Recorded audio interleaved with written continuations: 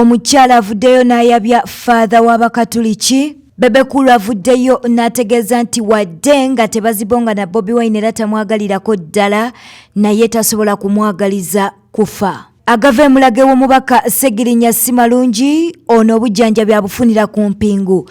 Tukwanirizaako ku Newspack channel webale kujje kumirako mukwano waliwo akade aka notification mukwano kakoneko baba bakutegeeza buli lwe tuba tutaddeyo amawulire. Ate weerabira okuba nti no osubscribinga ku YouTube channel yaffe ate era nkimanyi nti wabadde oyitaayita oba obadde oyitaayita n'ogwa ku mawulire gaffe twagala okwanirizaako mu ngeri ey'enjawulo n'okukwebaza nti webale kufissaawo kadde kw'ossa n'eddatawo okuba nti no olaba amawulire gano webale kuba nti no otambulira mu kumanya. Bw'obanga tonaba ku subscribinga mukwano kikole ate njagala okutegeeza nti comment section ekulindiridde osobola okulekawo ka comment ko likinga sharinga tujja kubeera mukwano nga tutambulira wamu. Tutandise n'omukyala ono n'ow'e Masaka avuddeyo n'ayabya priest w'Abakatuliki. Okusinziira ku mukyala ono tegeezezza nti no baali mu mukwano n'omwami ono wabulanga mu biseera bye baamalanga baagalana yali tategeeranga nti omusajja ono yali priest oba yali father. Okusinziira ku mukyalo ono eyabadde ku kooti. Father ono ayogerwako wa UK era nga gy'abeera naye nga munnauganda era okusinziira ku mukyalo ono agamba nti father ono yateranga okujja n'awummulirako eno mu Uganda nga bw'aba akomyewo era baba bonna n'abaana b'omukyalo ono bamanyi father ono. Okusinziira ku mukyala alumiriza father ono okuba nti no yamuperereza n'abeera nti asobola okulekawo amakage oba n'abeera nti alekawo amakage wabula oluvannyuma ate ono oba father yavuddeyo n'abeera nti amwefulira. Ono agambe n'okugamba nti ekisinga okumuluma kwe kuba nti no ebintu bye baakola bombi ye ne father ate assaawa zino father mu mawulire alaganga bw'atamanyi mukyala ono wabula ono atisizatisiza nti senga bigenda bwe biti singa father n'agenda mu maaso n'okuba nti no alimbalimba oba awuddiisa abantu wakuba nti no ajjayo obujulizi obulala bwe bityo bwe biri munnange mu baagalana. Kindeese leero ku kooti omwami wange yawaabye omusango nga neegaana nga ndagaye tamanyiiko nali mukozi we era nga nsasula n'omusaala. So ebimu mbitegeredde wano ebimu mbadde sibimanyi kuba nze yasooka kunnimba nze yandagako nti father era nze mbadde naye ebbanga ddene abaana bange bamumanyi yabanaaza yabafumbira nga bw'ajja mu Uganda ajja holidays funa emirundi 3 mu mwaka ngewange amalayo weeks 2 ajja mu Febu mu May ne mu August ere wange nga jasula weeks 2 ne ba customer bange bamumanyi kuba tubadde ffenna nga tukyakala tugenda ku beach tugenda wa tukola boat cruise kwegamba nga tuli mu mukwano ne ba neighbor waka bonna bamumanyi tubadde we tusula nga tupangisa kati twateesa ne tugamba tutandika okuzimba era ne tuzimba naye kakati kyambuseeko kubanga neefuulidde alaga nti ye tamanyi tandabanga nako alaga nti nali mukozi we naye kakati namwe ebifaananyi bye mulabye mu biraba n'ebimu binaatera okufuluma ebyo bikyali kituuza ebimu ng'ali mu buliri omukozi wo oba okola kinaye mu buliri bintu bingi messages weeziri video weeziri buli kimu weekiri obujulizi mbulina era y'ensonga lwaki nze ndi mugumu tagenda kuntiisatiisa yadde abitaddemu atandise obyekweka ebbali ataddemu baganda be naye ekituufu weekiri endagaano ziri manya gaffe 2 twagula ploti esooka eri manya 2 ye yanzija mu bufumbo nga ndaze nti agenda kubeera nange wenjogerera n'omusajja twali wanera mu kooti nga twerega ng'omusajja abaana yabeegaana okiraba ng'agamba nti mbatwalire kitaawe kakati ono yansigula nandaga nti agenda kunkolera byankolera ate atuusa aneekyangirako ansuula ebweru nga nti ndi mukozi. Ono musaaseredooti gwentegedde nga tugenda mu kooti kuba saamanya nti musaaseredooti yali mukungobaganya kati saawa zino n'abaana bange ansuula ebweru alaga nti tamumanyi naye nga n'abaana yabadde abanaaza n'okubafumbira era abaana bamumanyi bulungi era babeera bamumbuuza nti addaddi kubanga yali ansuubiza nti abaana bagenda nabbasomeseza bweru.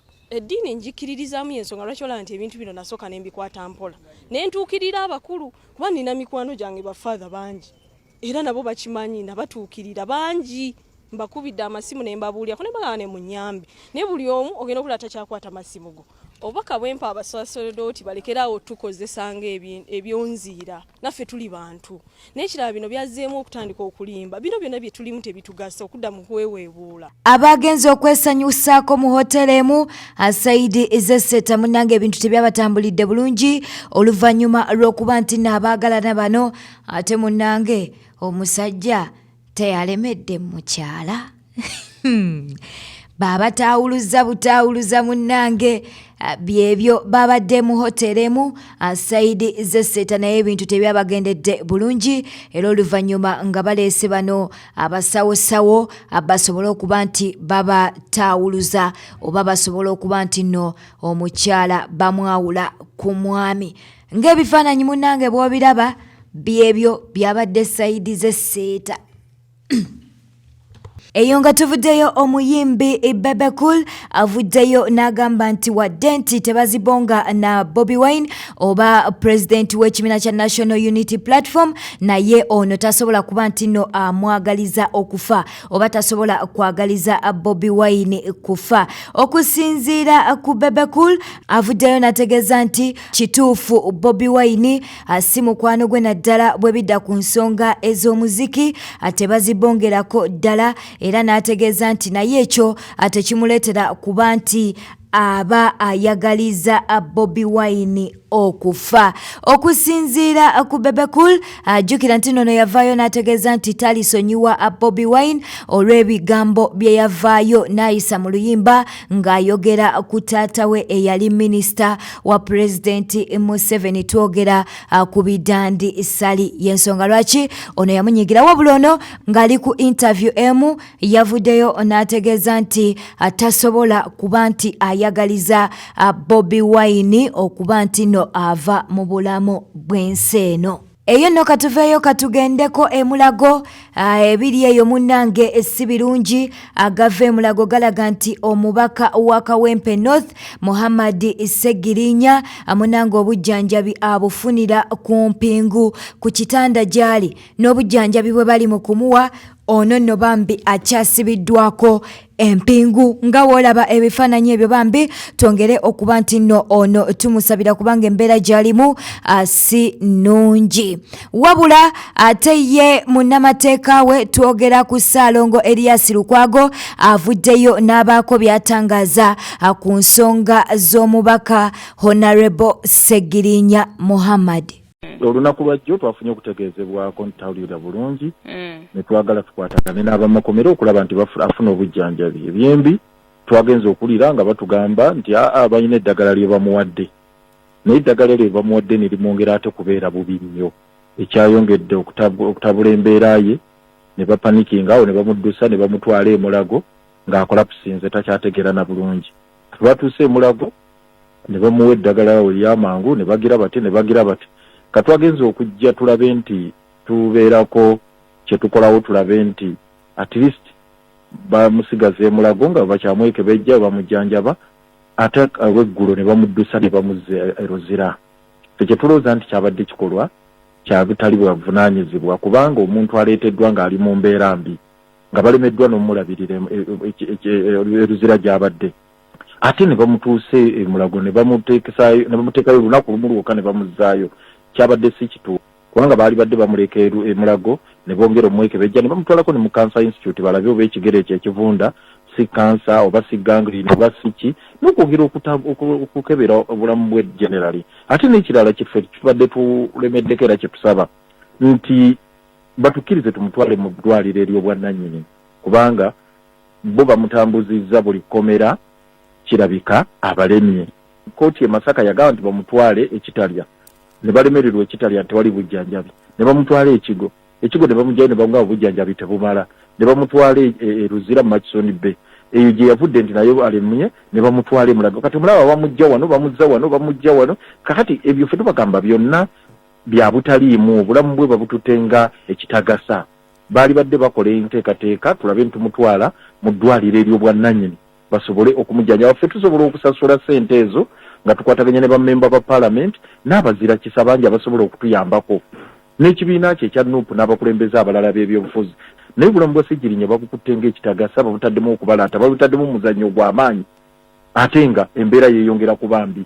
So tubalemeddeko ekyo tukikolako n'ekirala era tukyamaliriza okulaba nti tuteekayo empapula mu Court of Appeal oba mu Constitutional Court eziwakanya ebyo byonna ebyokuba mu mabbeeru ne miliyoni zaabwe 2 nga baazitwala n'ebirala ebyo DPP byaleeta enkya neggulo n'ateekawo bino bisanga ateekawo kiriso byonna tukyabikolako nga kikulu kya byonna kati kyakutaasa bulamu okusooka. Honorable SSEGIRINYA ne Honorable Sewanya nabo bagamba baatulugunyizibwa. Ebyabatuukako situmanyi. Obulwadde obubaluma kakati ng'oggyeko biri bye twagamba kooti nti balwadde ba pressure, balwadde b'obulwadde obulala obuze bubaluma, naye ebyabatuusibwako nga bawambiddwa situbimanyi. Era bye byetaaga okukeerererwa. Kyenfula twagala abasawo betwesiga abakugu abasobola obbakebera ekigo oluzira wa tebakyasobola kumanaginga mbeera yaabwe. Eyo nga tuviddeyo mukwano naye nga sinna kusiibula munnange olunaku olw'eggulo gwaweze omwaka bukya Pastor Iga ava mu bulamu bw'ensi eno. Pastor Iga tumujjukirako ku programu ye bambi eyali ku EBS eyali eyitibwa Kikyolifa teweerabidde nga tetunagenda mu maaso akatusooke tubeere nga tukuwa ebimu ku ebyo omugenzi Yiga be yayogeranga mu programu ye abasinga bye tutagenda kuba nti no twerabira.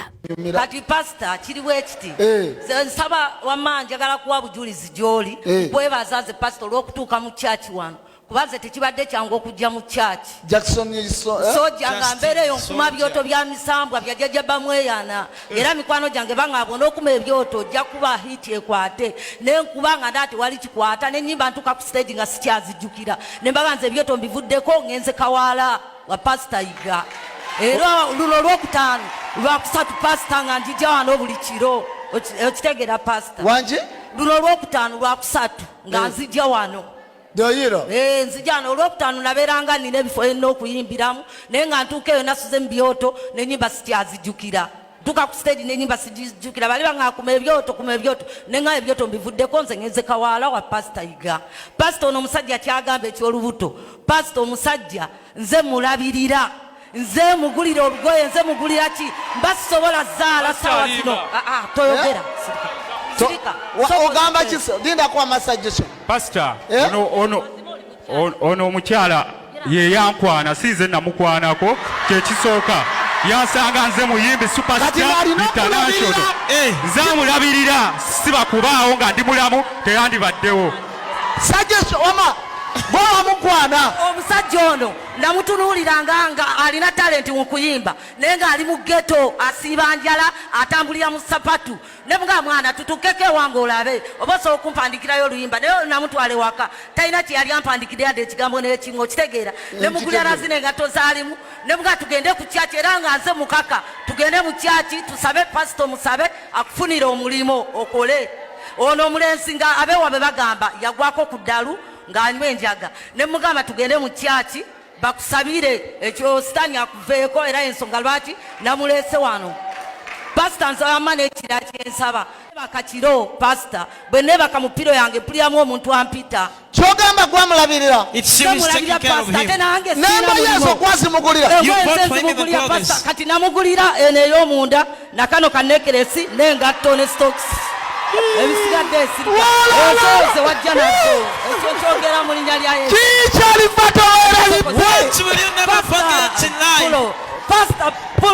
pasita nze nsaba kunsabira bwe neebaka ekiro mpulira omusajja mpita wansi wa piro yange kyekiŋŋaana okwebaka era nsula mu mabaala kati gayi lwaki wamulimba olubuto oyo namulimba olubuto kozi yali antadde ku teshoni ng'ayagala mwana olw'okuba alaba waliwo waka abaana bwe kityo kati nengira nga mukuumirawo olw'okuba nti nze mu nnyumba nali ntyamu olw'ekyo kyeggambye omuterese wuwo kubanga mu nju otyamu ntyamu nga njagala omusabire tukwatagane bw'omusabire afune omulimu tusobole obeerawo kalwaki tomuzaalira naawe nja muzaalira pasita kasita atandika okukola mukubirawo ebibiri mu linnya lya Yesu amina pasita naawe olimba pasita nsabira sitaani oyo afulume mu nnyumba ddala kituufu gwa mukwana omulenzi ono namulaba nga mulaba naye ng'aliko ekimusumbuwa ng'omuntu n'omukwana ne mugamba nga mulaba bali mu ghetto basiba njala bali essowaani y'emmeremu abantu 5 ate nga nze pasita ewaka n'emmere ngiyiwa ne mugasooka ojja otukeke ewaka bwe yajja nangamba tubeerewo yalina n'akayumba ke n'akalekawo nangamba tutandike tubeerewo ffenna yengeri mwana gye wamutabbira wamutabbira mu linnya lya Yesu mulinya lya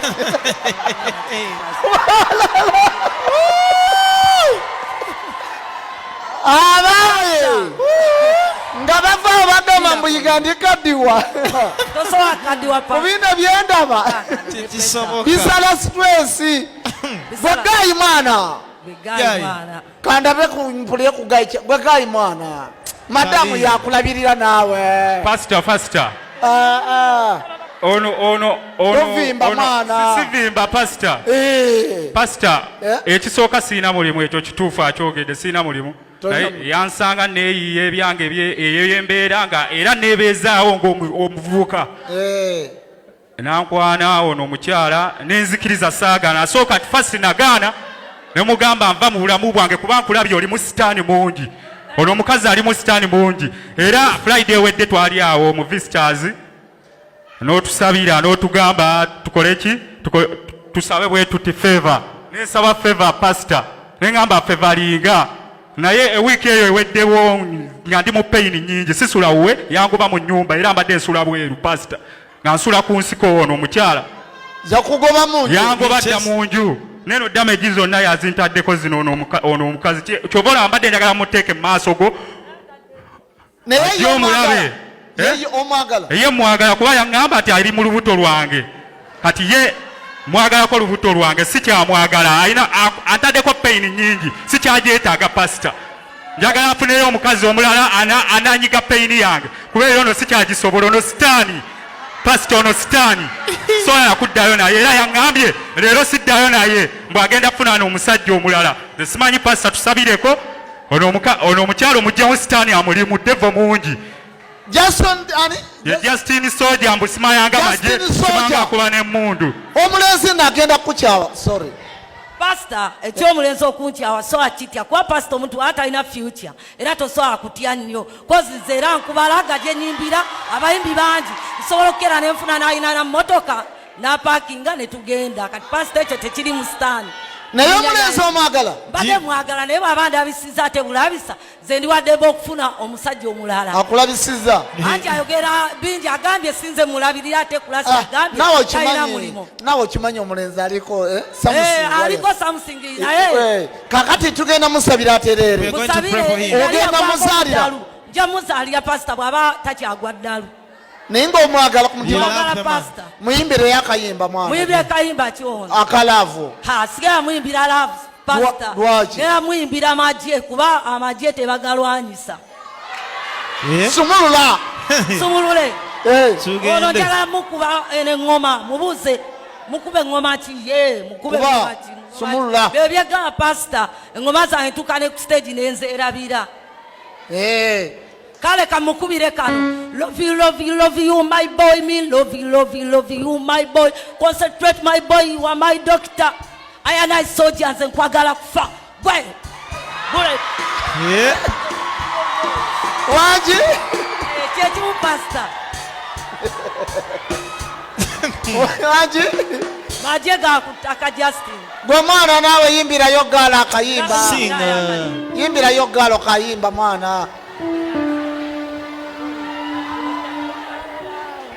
ye pastor nze ndi muyimbi mpeereza era nange ndi muweereza njagala mbeereko nga ggwe pastor kamuweereza akayimba kamu kyekugamba gwe dde muguma amasajja tofaayo ne wobolidde gonja nga nze ndidde kyennyanja tofuna bujja nti ogende ewa jjajja lw'onoofuna ku pepa tekiriyo kyokola kyoba okola teeka ssala gwe mu bikuziiza wekiba kisoboka gendako ne mu kkanisa anti liiso ddene oliwo lyakuziga weesiga kristo owone ekizikiza teekawo gwe maani era obugumiikiriza okubonaabonya mana si kwe kufa okimanyi afaayo gy'oli kyagala gwoveeyo gy'oli ne bamulema nga nati otambulira kagaali ekintu kirimu kyokka kigenda okuwonya bayibuli aya basi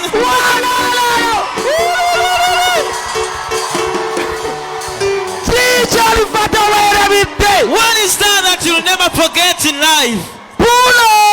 Fulo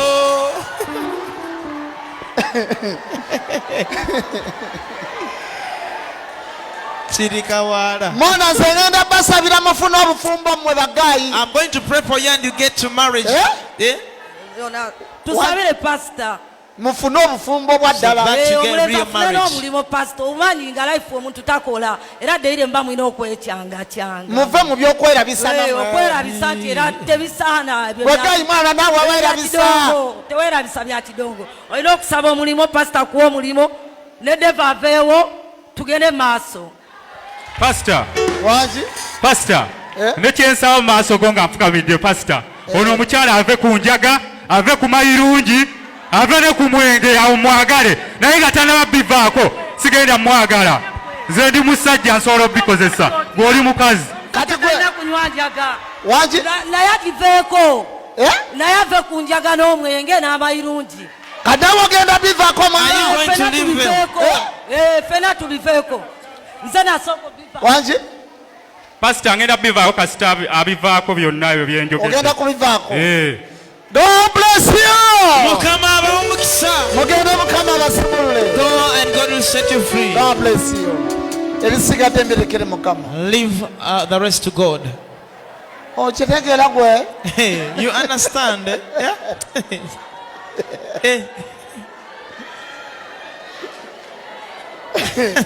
Abaye. Wangi?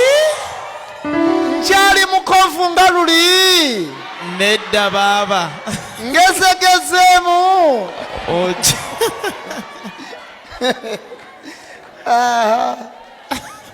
Kanimala okwenywera kajuyisi gwe. Wamma.